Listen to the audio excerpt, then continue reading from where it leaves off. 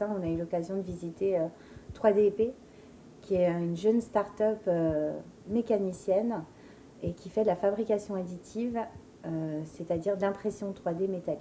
La fabrication additive, on part de poudre de poudre métallique, donc nous on travaille l'aluminium et l'inox, pour faire des pièces fonctionnelles.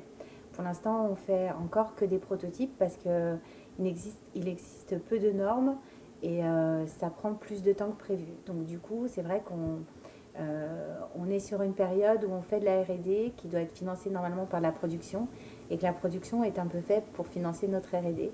Donc c'est des moments de vie où il faut s'appuyer sur d'autres groupes éventuellement pour pouvoir continuer. En tant que chef d'entreprise, je cherche des solutions et c'est un décalage dans le temps par rapport au marché qui n'est pas tout à fait encore là.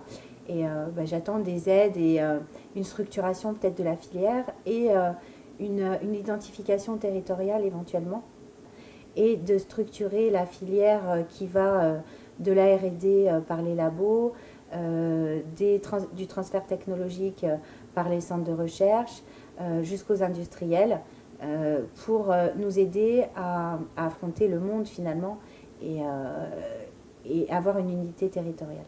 Maintenant, avec ce nouveau process, il faut penser autrement. Et là, c'est très compliqué parce que moi, à ma petite échelle, je prends mon bâton de pèlerin et je vais évangéliser la fabrication additive. Mais je pense qu'il y a quand même plus fort que moi toute seule.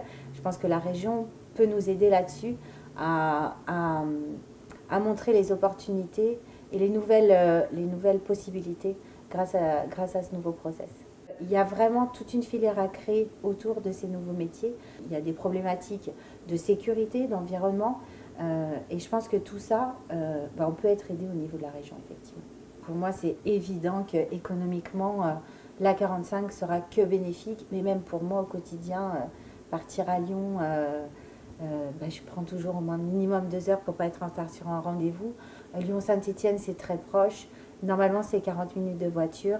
Et il faut que ça le soit pour qu'on ait cette vraie synergie. Moi, je suis aussi présidente du réseau Mécaloire. Et j'ai besoin de réseauter. Et pour réseauter facilement, il faut que les accès soient faciles. Oui, c'est une très bonne nouvelle si elle se fait. Pour nous, c'est économiquement, c'est impératif.